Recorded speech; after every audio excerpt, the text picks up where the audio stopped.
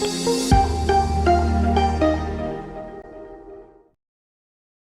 aí, gente, tudo bem? Vamos aqui corrigir a UFSC remanescentes. Estamos aqui na segunda questão. Vamos lá, uma questãozinha que sempre cai, né? Questãozinha toda sobre funções. Vamos lá. Número 1. Existem exatamente 3 números inteiros negativos que pertencem ao conjunto de solução da inequação tal. Tá? Vamos copiar a inequação aqui. Ao quadrado mais 3x menos 4 sobre x ao quadrado mais 5 menor que zero. Tá? Vamos lembrar primeiro que quando ele me fala de números inteiros negativos, ele está restringindo, ok? Então ele não colocou não positivos, ele colocou os negativos, só quer dizer que eu vou pegar todos os positivos com a exclusão do zero, tá? Então vamos resolver, né? Isso aqui é um quociente entre duas funções. A gente já sabe que vai ter que fazer jogo de sinais e analisar os gráficos, tá? A de cima, a gente tem, eu vou chamar isso aqui de função f, isso aqui de função g, tá? A gente vai ter a de cima sendo uma função de segundo grau, uma parábola, com a soma menos 3, o produto menos 4. Então, as duas raízes vão ser 1 e menos 4, tá? Vai ser o gráfico da função f. Uma parábola com concavidade para cima. Tranquilo? Vai ser aqui no menos 4. Aqui no 1. Tá? Vou fazer bonitinho aqui. E o de baixo, a gente vai ter uma função g. Só que a gente tem que tentar achar as raízes daquilo, né? X ao quadrado mais 5 igual a 0. X ao quadrado é igual a menos 5. X é igual a raiz de 5 i. Certo? A gente pode ver que isso aqui são raízes imaginárias, não tem nenhuma raiz real, certo? Então a conclusão que a gente tira é que a interpretação geométrica para raízes imaginárias é que ela não vai tocar no eixo x, né? Não sei se vocês lembram, mas quando a gente tem raízes imaginárias, a gente tem uma parábola, abrindo muitas aspas, flutuante, tá? Uma raiz real. A gente vai ter uma parábola tangente, certo? Ao eixo x. Tendo as duas raízes normais, a gente vai ter uma parábola secante ao eixo x, ok? Então essa parábola aqui vai ser flutuante, com gravidade para cima, tá? Então a função g, a conclusão que a gente tira disso, é que ela é positiva para qualquer domínio, tá? A função f é positiva para domínios menores que menos 4, para domínios maiores do que 1, mas ela é negativa para domínios dentro desse intervalo. Como ele quer esse quociente negativo, a gente vai querer quocientes com sinais diferentes, né? Mais com menos a menos com mais a menos. Como a de baixo a gente só pode ter valores positivos, a gente não tem que se importar com ela quando a gente for fazer o jogo de sinais. Então a gente vai pensar na parábola f, tá? 1 menos 4. A gente vai querer esse intervalo aqui do meio, tá? Então nosso conjunto de solução, se ele for subconjunto dos inteiros, que é o que ele me pediu ali, dos inteiros positivos, tá? A gente vai ter que o nosso conjunto de solução como ele não quer igual a zero, tá? A gente vai ter o nosso conjunto de solução sendo menos 3, menos 2, menos 1 e 1. Certo? Ele pediu os números inteiros que pertencem ao subconjunto da solução. Tá, essas são as soluções inteiras apenas, né? 0 e 1. Essas são as soluções inteiras. E 3 números inteiros negativos. A gente vai pegar só esses aqui, tá? Se a gente for querer os negativos, vamos excluir o 0 e 1. Então esse aqui fica o nosso conjunto de solução. Temos 3 soluções. Ele falou que tem 3 soluções. Então está correta a afirmação, tá? Se f, sendo dos reais com domínio reais menos 1/5, com o contradomínio sendo reais menos 1/5, é definida por f(x) igual àquela lei de formação. Então f é inversível e sua inversa coincide com f, tá? Primeiro, isso aqui é complicado de construir o gráfico disso, tá? Como ele me restringiu o domínio contra domínio, essa função aqui é complicadinha de eu fazer no dia da prova e provar que ela é inversível, tá? Então, provar que ela é injetiva. Provar que ela é sobrejetora é mais fácil olhando o contradomínio e o domínio, certo? Mas enfim, vamos inverter essa função, tá? Vamos lembrar, né, que se f é definida de A a B, f na menos 1 vai ser definida de B até A, tá? E a função inversa, dentre outras muitas propriedades, né, ela vai ser simétrica em relação a BQI, vai ter outras propriedades, certo? Mas a principal é trocar x por y, tá? Então a gente vai falar aqui, eu vou trocar f de x por y, então y igual a x mais 5 sobre 5x menos 1. Tá? Só fazendo um parênteses, a gente sabe que o domínio vai ser os reais menos 1/5, porque se eu colocar 1/5 como o domínio dessa função, né, como x, a minha imagem não existe, tá? Mas ela seria dividida por zero. Por isso que isso aqui não vai entrar no meu domínio, certo? Não vai ser uma função contínua, mas enfim. Para achar isso aqui seria a função f, a função inversa, eu vou trocar x por y. X é igual a y mais 5 sobre 5y menos 1. Passa para cá. 5xy menos x vai ficar igual a y mais 5. Eu quero isolar o y, né? Então 5xy, vou passar esse y para cá e o x para cá. Menos y é igual a x mais 5. Fatorar o y.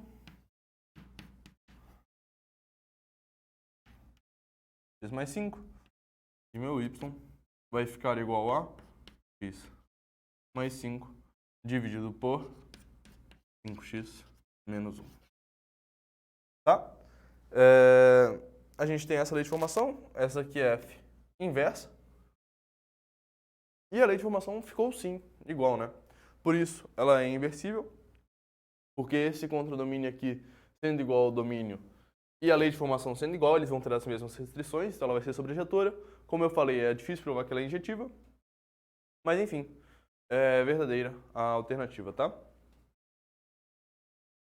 0,4. Se f está definida dos reais até os reais não negativos, é definida por f igual a módulo de x mais 1, então f é par, tá?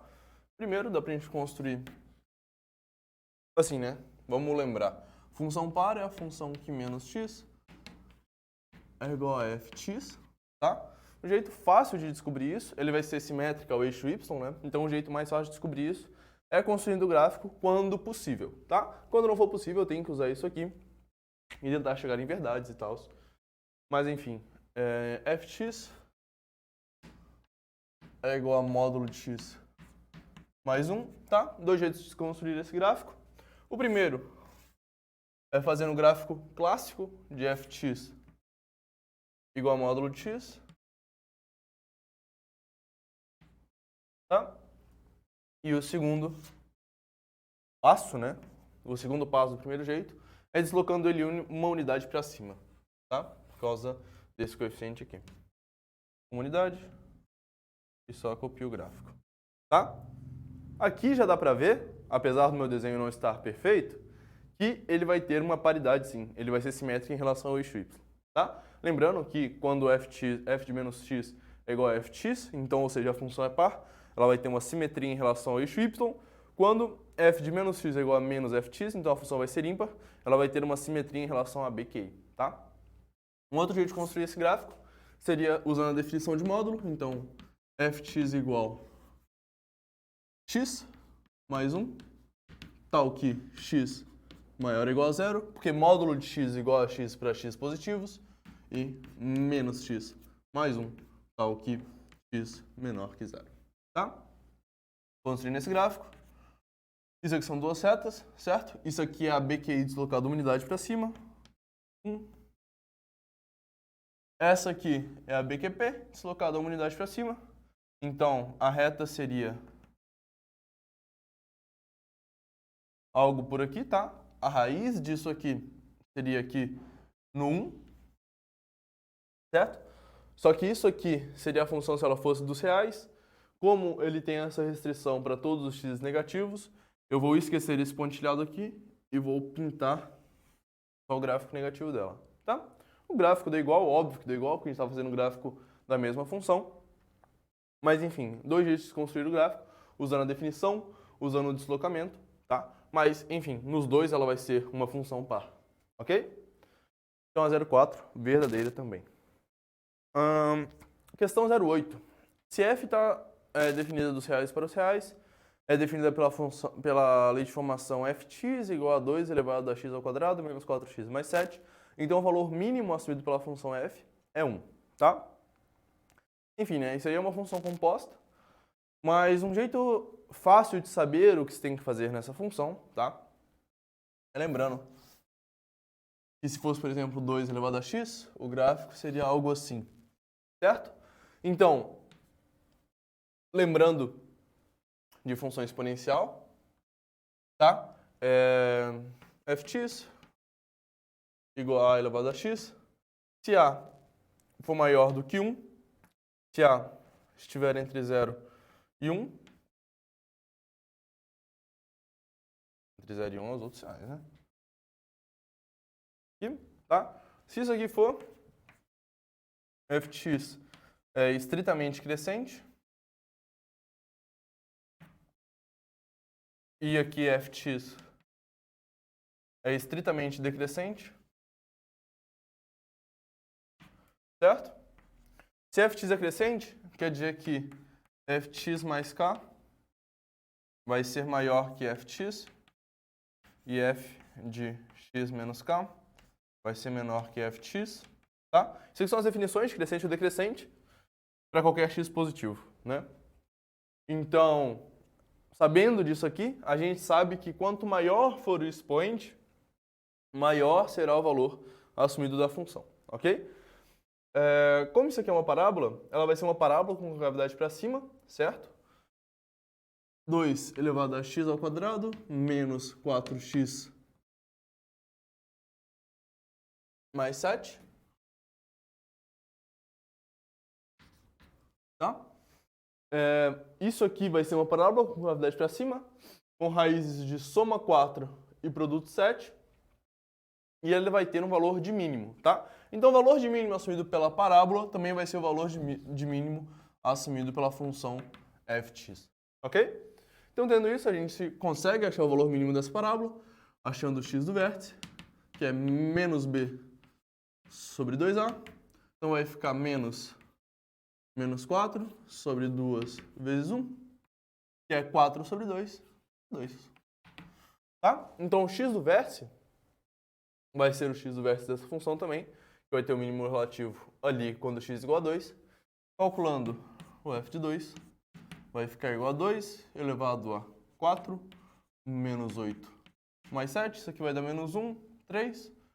A gente implica aqui f de 2 é igual a 8, que é 2 ao cubo, certo? O que ele me afirmou? O valor mínimo assumido pela função f é 1. Falso. Tá? Por isso a alternativa está falsa. Mais um parênteses nessa questão, tá?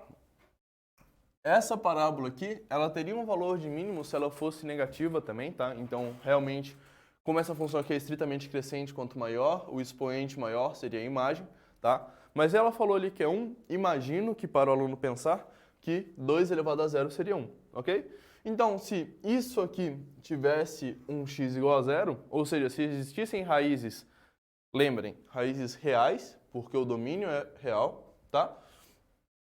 Essa função aqui zeraria, esse expoente zeraria, e f de x seria igual a 1, certo? Só que, calculando o delta daquela função de segundo grau ali, é evidente que é 16 menos 4 vezes 7, isso aqui é 28, 16 menos 28 é negativo, então o delta é menor que zero. Quer dizer que isso aqui vai ter duas raízes, mas duas raízes imaginárias, ok? 28, que 47? tá? Então, isso aqui seriam raízes imaginárias, então isso aqui nunca vai tocar o eixo x quando o domínio for real, tá? Se o domínio fosse complexo, aí seriam outros 500.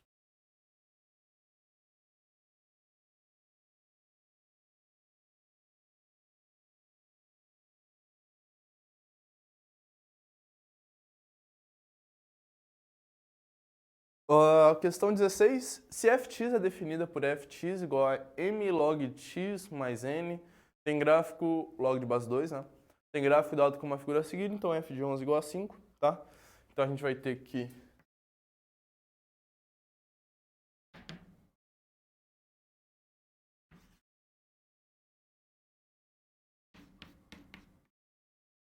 x mais n. A gente vai ter dois pontos que ele me deu, né? Que é essa raiz aqui de 4 e 0. E vai ter esse ponto aqui de 25 oitavos menos 5. Certo? Então, vamos lá? Vamos só aplicar, né? Como a gente tem duas constantes, né? Duas variáveis que a gente não conhece. A gente tem dois pontos, a gente consegue achar o que a gente quiser. Certo? Vamos montar um sisteminha aqui. Falando que quando o y for igual a 0, o x é igual a 4. Então, m log de base 2 de x mais n. Tá? Vamos primeiro resolver essa equação aqui, nem precisa fazer chaves. Pelo teorema do anulamento, isso aqui é um produto. O produto de dois números só é nulo quando um deles for nulo, tá? Só que se m for nulo, isso aqui não é uma função logarítmica, é impossível essa função ter esse gráfico, tá? Então m a gente já sabe que não é zero, porque seria uma função constante em zero, tá? Então a gente sabe que 0 é igual a log de base 2 de x mais n, tá? Vamos fazer um balão aqui. 2 elevado a 0 é igual a x mais n. Tá? Esse x aqui a gente já conhece, que é o 4, né? Então, 1 é igual a 4 mais n. Tá? N vai ficar igual a menos 3. Tá? Só substituir aqui por 4, que a gente já conhecia. Tranquilo? Então, já tem o n. E aqui a gente vai ter que menos 5 é igual a m, que multiplica log de base 2 de x, 25 oitavos, tá? Menos 3. Menos 5 vai ficar igual a m log de 2.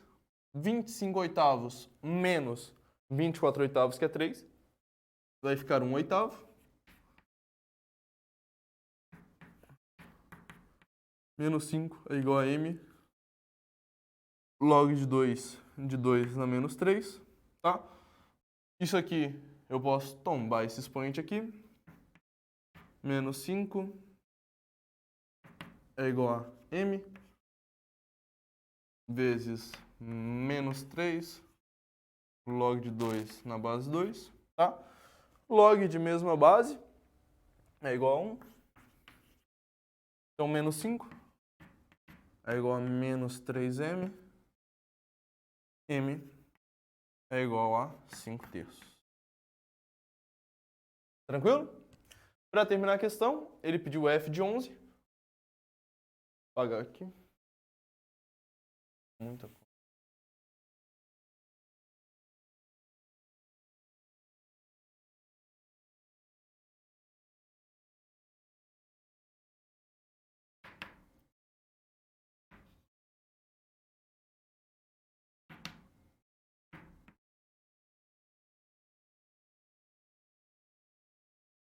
Agora ele pediu o f de 11, tá? Vamos calcular.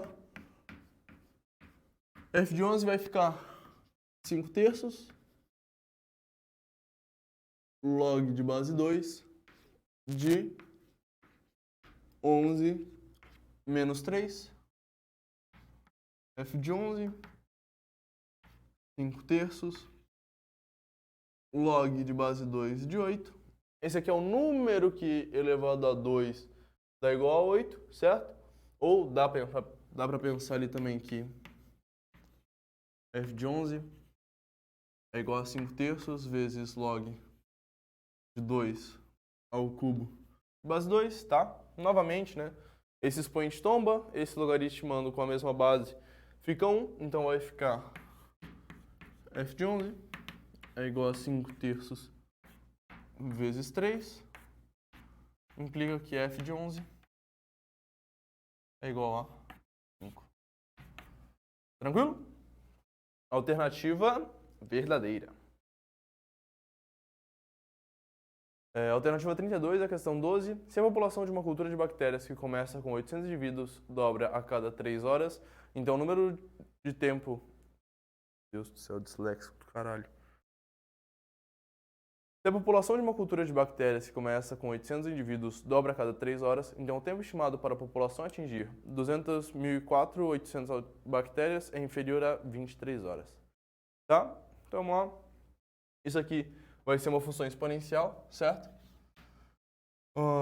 F de t é igual a 800 vezes 2 elevado a t sobre 3. Com t em horas, tá? Como é que eu montei essa função? O meu A0 seria os 800 indivíduos, que seria quando eu tenho no início. E como ele dobra a cada 3 horas, ou seja, a cada período meu, né, que seria esse expoente, seriam 3 horas para um período. Então, a cada hora dividido por 3 vai ser o meu número de períodos, tá? E 2 é porque ele dobra. Se fosse triplicar, seria 3 aqui, tá? Se fosse triplicar a cada 3 horas, seria 3 aqui e um 4 aqui, ok? Bem tranquilo. Então, dá pra gente colocar o 2004, 800, igual 800 vezes 2 elevado a t sobre 3. Tranquilo? E vai ficar... corta. Isso aqui vai ficar 2, 44, 5, 256 é igual a 2 elevado a 3 sobre 3. 256 é 2 elevado à oitava, é igual a 2 elevado a t sobre 3, tá? Por injeção, tá? A gente não corta as bases, a gente conclui que por injetividade da função exponencial 8 é igual a t sobre 3, t é igual a 24. Tranquilo? Como a gente precisa de 24 horas, ele falou que é inferior a 23, então a alternativa está falsa.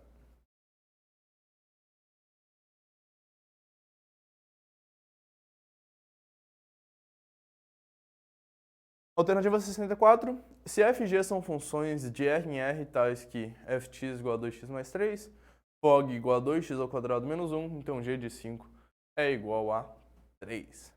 Tá? Um jeito de fazer essa questão é falando que, só copiando, né, que ft é igual a 2x mais 3.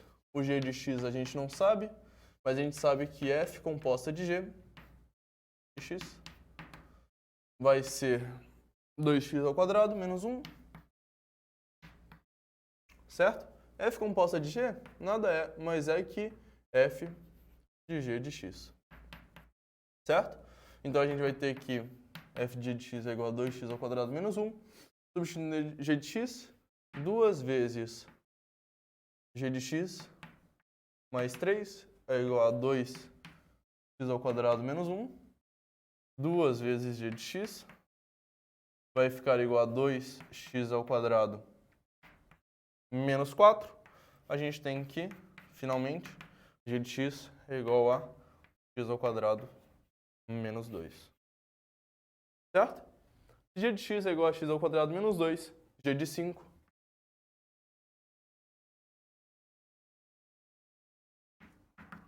G de 5 vai ficar 5 ao quadrado 25, menos 2. O meu g de 5 é igual a 23. Portanto, a alternativa verdadeira também. Tá bom, gente? É isso, mais uma questão aí da UFSC remanescentes. Até a próxima.